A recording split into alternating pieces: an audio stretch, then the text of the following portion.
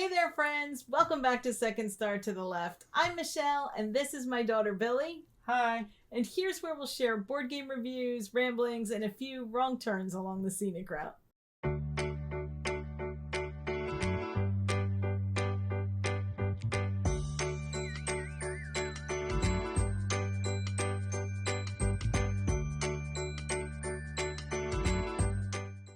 It's time for the June wrap-up, which I cannot believe because I feel like we just finished making the May wrap-up and we didn't get a chance to play enough games.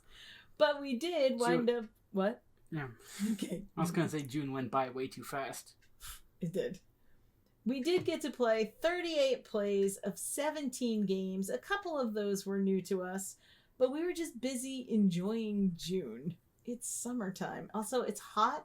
And I don't know if you know this, but the game room is on the 3rd floor. So when it's hot out, it's really hot up here.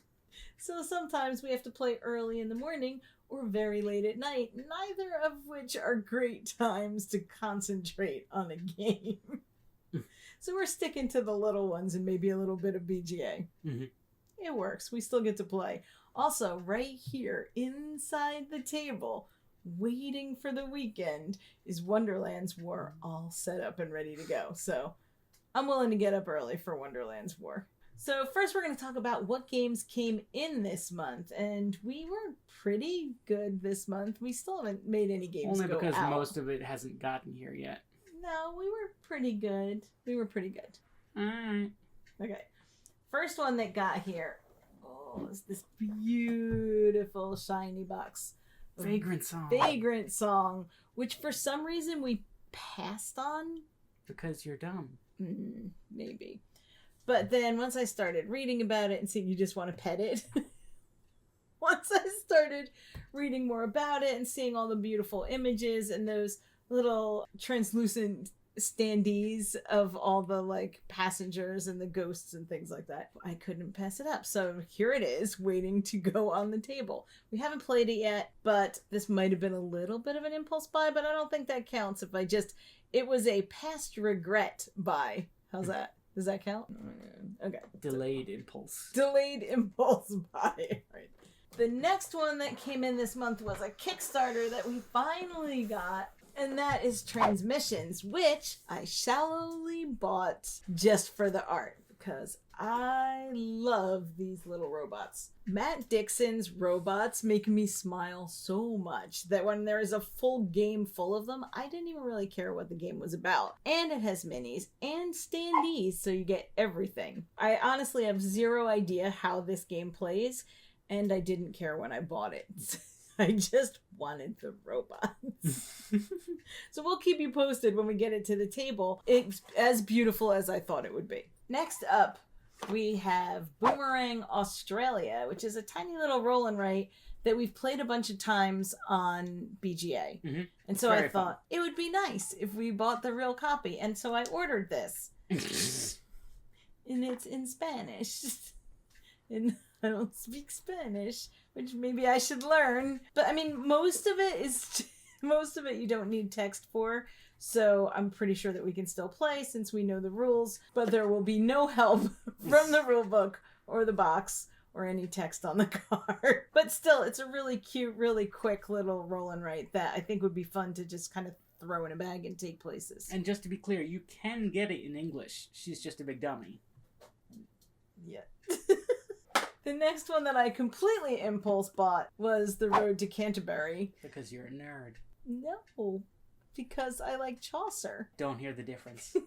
I saw Nick over at Two Sheep one week talk about this one, and immediately, I think during that video, went online and ordered this, because if I can be a sleazy medieval pardoner who's trying to trick people into, paying me to pardon them for their sins that they may or may not have committed, then that seems like a super fun game. Also, the art's straight out of Chaucer, and I really love this time period, and I really like the book, so Road to Canterbury. Which, Billy, you're very excited to play, aren't you? Honestly, yeah. Okay, yay! So you might actually get to hear about this one. You're still a nerd, though.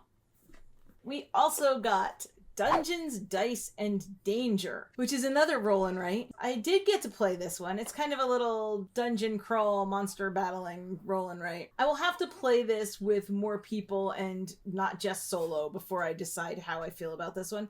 I think it's the kind of roll and write that is nice to put on the table when you don't really have to think about too much. There's not so much strategy, it's more luck. But if you were sitting around with a couple of people and you wanted to be talking and not paying attention to it as much, I think this could be really cute. The art is... I wouldn't know you played it without me.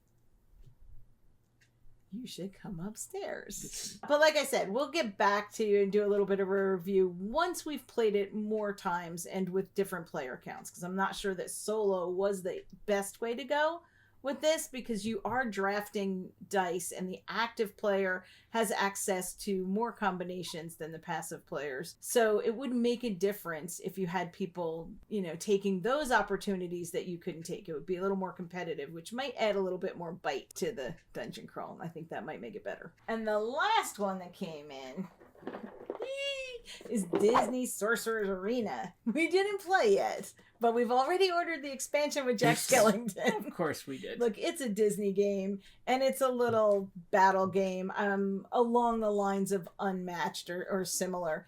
There's no way that we're not going to play this game. Right, so yeah. we're good. We ordered the expansion. We'll probably get the other expansion too with Moana. We're very excited to play this one, and I think this was one that will get a lot of time because it's just a little quick battle. Mm-hmm. And Disney. So see, that wasn't too many in this month. That was pretty good. I can barely see you over this pile. That's not even true. We did back a couple of Kickstarters. Just a couple. How many is a couple? 1, 2, 3, 4. Oh, that's less than I thought. I think it's pronounced Yukio.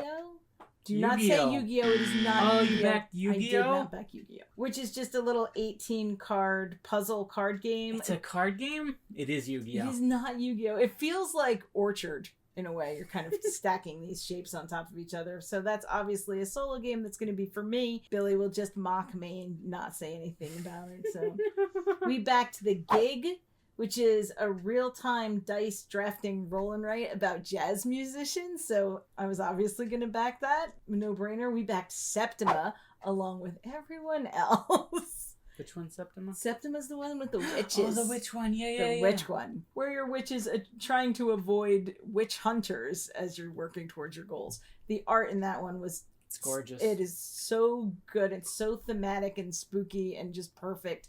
And the theme really spoke to us, so that one we backed without second thought. There is the touchy subject of witch trials, but I think the way they're handling it in the game is different enough from historical witch trials. I'm hoping thematically that's not a problem for us when we play it, but we'll see how it's handled. We'll see. Because it was a real thing, and it was not a good thing. And then when we got that email, the email that says... There's only 12 hours left to back this. Hurry up if you don't want to miss out. And we got that email for Skyrise. And I had been on the fence, and then... Airships. Yes, and then there were airships. And Billy wants to build a city in the sky, especially when Sebastian Pouchon is involved, who is one of the designers from Botnik. Who we just completely trust at this point.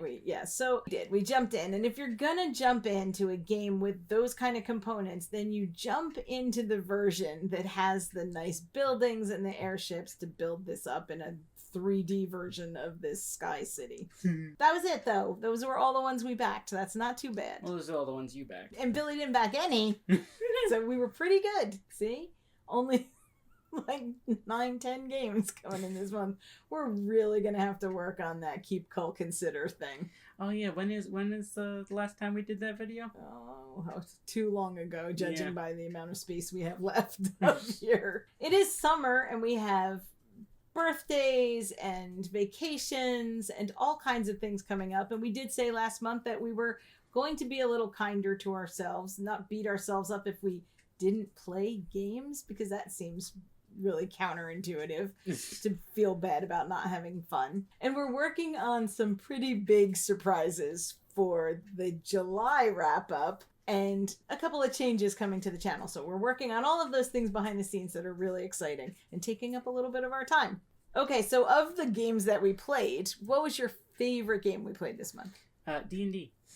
For those who haven't watched me try to wiggle out of playing D&D before on this channel, Billy finally managed to get me to create a character and participate in a D&D campaign, and I have now done three sessions, and I know like 2 attacks and 1 spell. And I still have to look them up all the time, but it's better. I think having the pressure off of having to like do all the voices and be, critical role levels of D&D playing. That made it a lot more fun. That's never been a thing. Plus but I guess from the outside looking in, you can't really tell that, can you? If you don't play D&D, then you think that's what's gonna have to happen. It's really You're gonna have to make all the funny voices. Now we are playing with people who can make funny voices and are good at it, so that's been a lot of fun. And it helps when everybody's really invested in the story. And Billy's been doing a really great job of creating these dangerous things that we have to go through. So it's been fun. That's not to say that I am going to join every RPG campaign out there, or that Billy can convince me to play all of those books on her shelf, but one step at a time. It's been fun. We'll get there eventually. Hey, Mom, what was your favorite this month? Way to ask me. Very natural. Very casual. I have 2 favorites. One was Clans of Caledonia, which I got to play a bunch with Max from Table Knots. We played on BGA, and it is a game that has been sitting unplayed on our shelves since we bought it years ago. Yeah. And now that we can play it on BGA, I am in love with this game. It is so much fun and such a really good mix of resource management and area control. I love Clans of Caledonia. But my favorite thing that I played this month is a very old to us favorite, and that was Railroad Inc. We love roll and writes. You can tell they're always coming in games we bought. We're always talking about we like the roll and write version of a bigger game. But Railroad Inc. was one of the first that we had. Was one of the earliest that we had, and we had the blue edition, and then we got the lush green edition and like every tiny mini expansion out there. Except for like 1 or 2. I think we missed like 1, but they had a whole series of little 2 and 4 dice expansions that you could add in. I absolutely love this game. I like the challenge of taking that chance that you're gonna get the right piece, that little push your luck, because you can score like 20 extra points if you can just get that one piece you need in the middle square to connect all the routes. How often does that happen?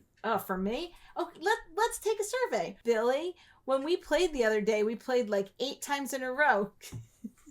How many times did I win?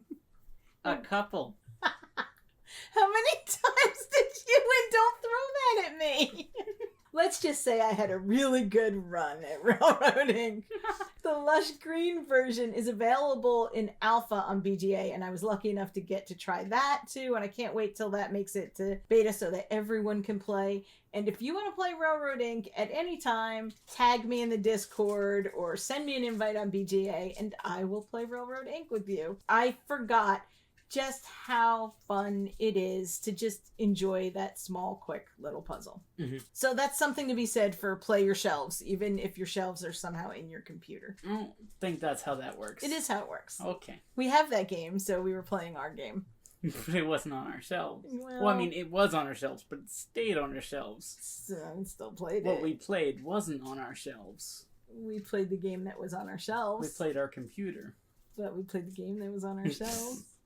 You get the idea. Let us know what your favorite game that you played this month was. Was it an old favorite? Was it a new game that you just learned? Tell us down in the comments. Thank you for watching. If you like what you see, or if you'd like to keep watching until we get one right, then please like, subscribe, and share. If you want to find us elsewhere on social media, including in our Discord, all that information will be down below. As always, open tables, open minds, and play yourselves. Bye! And then I got the lush greener version is a version. You got pep? You got pep, yes you do. No. I'm so peppy. be happy for a little bit. You can just feel the energy radiating off of me. Alright, ready? Here we go.